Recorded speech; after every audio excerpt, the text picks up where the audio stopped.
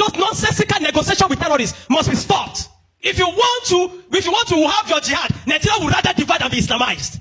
We would rather break away than be Islamized. It will never happen. Go and practice your jihad and Sharia. Create another nation for yourself in Arewa. Wait a minute, please be patient. Before I allow you watch the full clip, the latest on this Apostle Apst Olowookere, I want to ask a question. How many Nigerian pastors has been so bold to speak against these evil beings in our beloved country? How many pastors, apart from this young man of God, Apostle Olowookere, Bishop David Oyedepo, Dr. Paul Enenche, Apst Johnson Suleiman, and maybe one or two other persons I have seen. Please, if you know any pastor who have been boldly speaking against these terrorists, warning them, boldly speaking, not just, I'm not talking about just speaking, just to hide among your voice. You just want to make your voice heard, so that you don't look as if you have not been heard. How many have been boldly speaking? Do you know Bishop Oyedepo have been boldly speaking? Nigeria shall not be Islamized. Nigeria is not a Fulani nation.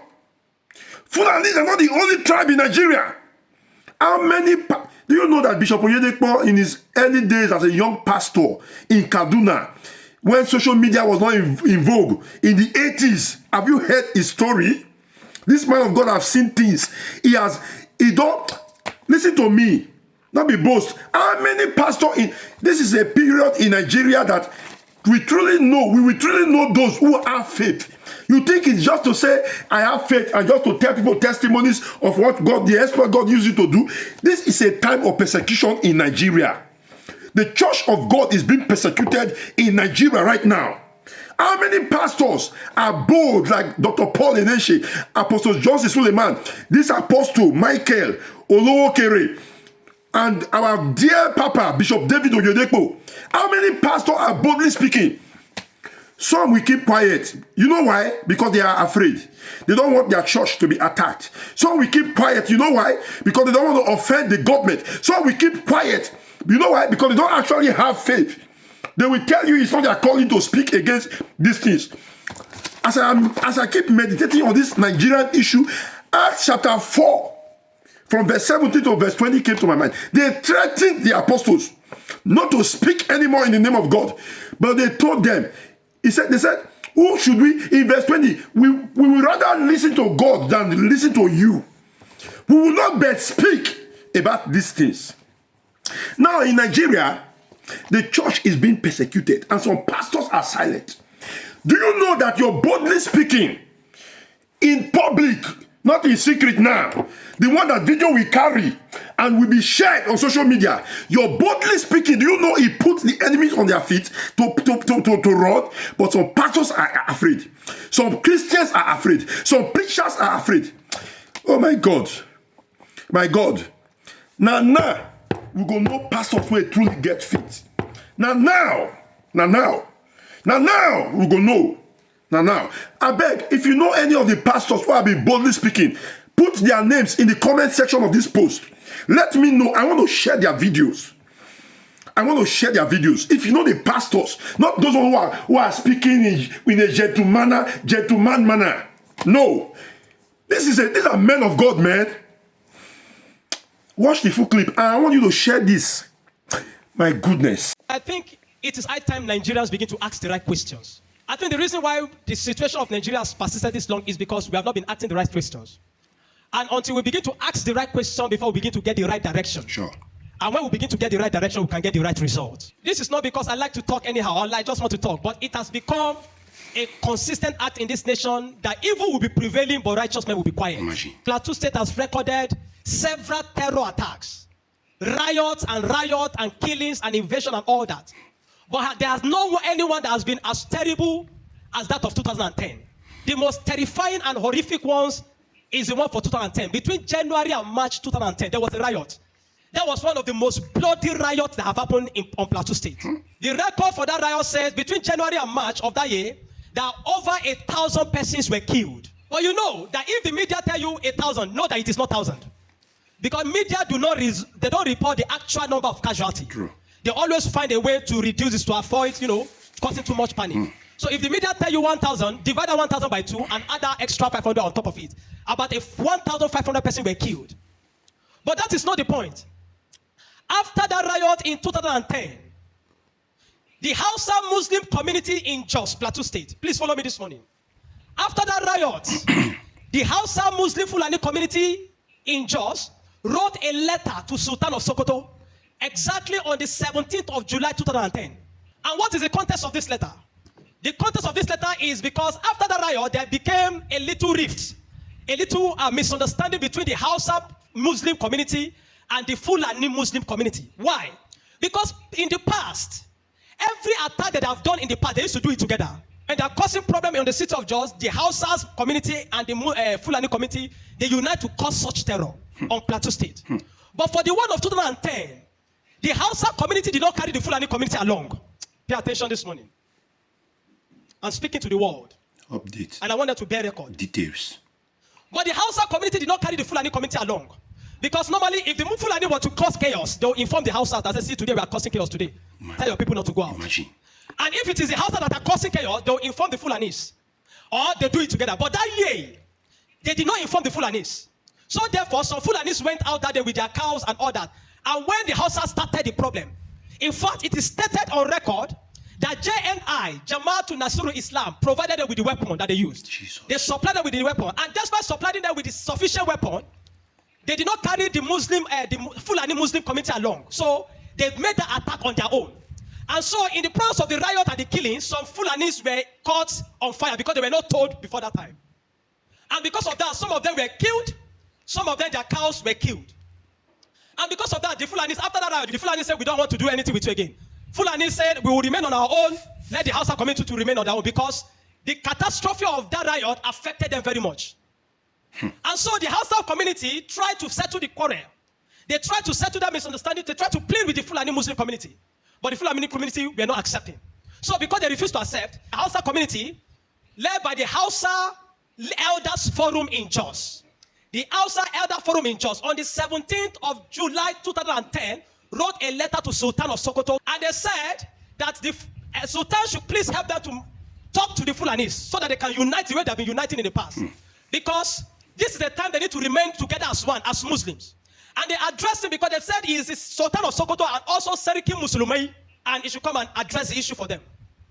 And they mentioned that the Sultan should also remind the Fulanis that in the past, the Fulanis have caused chaos in Jos that has also affected them too, the Hausas. And that the Fulanis are also still planning more chaos in places like Jos North local government, Shao, Bisichi, Indigi, Kasa, Kamang, and all Barki local government. Shen, Dan, Form in Jos South, Wa, Ring, John in Riyom local government. All these are settlements that the Fulanis were planning to cause. So they were telling the Sultan that this thing that the Fulanis are planning to do, it will affect them to the Hausa. So therefore the Sultan should please come and mitigate and talk to them. So that the Fulanis will not go ahead and cause this chaos that will also affect them. The letter was written by one Nasiru Yahya for the chairman of the Hausa Elders Forum. But you see, that was not all. After that letter was written, I wouldn't know if the Sultan of Sokoto did anything reasonable about the case. But after that time, between July and December of that year, there were over 1,000 killings, but it was not at a riot. So what were they doing? Exactly what the Hausa community have said the Fulanis were going to do, exactly what happened. What will they do? They'll go to a village, burn the village, kill the people, and move. Jesus. They'll go to another settlement, shoot people, kill people, burn the village, and move. Jesus. Some they'll take over the territory, some they'll burn and move. And between that time, they caused over 1,000 killings, the Fulanis. And by December, Christmas Eve, December 2010, Boko Haram launched 4 bombs in Jos that took the life of many. And because of that, it led to several other killings, silent killings, within communities of the Christian-dominated, where the Fulanis targeted Christian-dominated, especially the Biron people.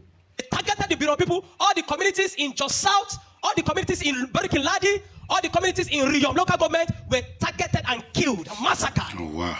Oh, wow. Now, this then means, if they can write a letter to Sultan of Sokoto as the Seriki Musulumai, it then means that the Sultan is aware of everything the Muslim community does, either before, yes, during, or after. Yes. If they can tell him of the chaos they are causing themselves, that both of them are causing unjust, and they are asking Sultan to come and mitigate between both of them, stating that Jama'at Nasirul Islam supplied them with the weapon in that 2010, it then means that Sultan knows a lot. Because if they can tell him of that, it then means that Sultan is aware of most of the chaos, either before, or during, or after. Why am I saying this morning? During the week, a church in Kwara State, a CAC church, a Ruku in Kwara State, the people were worshiping on a Tuesday, I believe, and they were attacked. And children were running, people were running, and they were shooting sporadically. The Fulanis, the bandits, they were shooting. But what took my mind most, that I've not been able to come over, is a very, very old woman. I mean, if you saw that video. There was this old woman. Every time I remember that thing has refused to leave my mind. An old woman. Look how she bent. And she was trying to run for safety. God. What is the offense of that woman? What crime has she committed? She's not asking for government money. She's not asking for your oil. She's not asking for resources. She just wants to live the remainder of her days serving God. And you came and terrorized her inside the church. Every time I remember that, it has caused me so much heartache. I am traumatized on behalf of that mama. Because I begin to wonder, what if it's my mother? Therefore, I'm sending a message to Sultan of Sokoto today. I'm sending a message to him. If they can write this letter to inform me of the atrocity in 2010, it means there is a lot to know about the killing.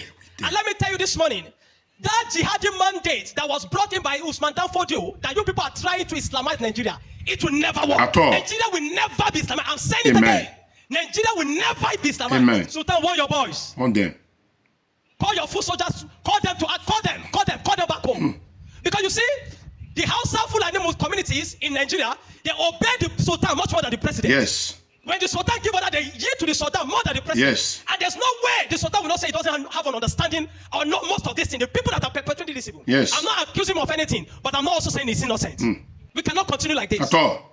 Every time I remember that thing, even in that time, I remember I watched that thing and I said, oh God, this mama, what is our offense? Children crying here and there. Children being kidnapped from school. Soldiers being killed.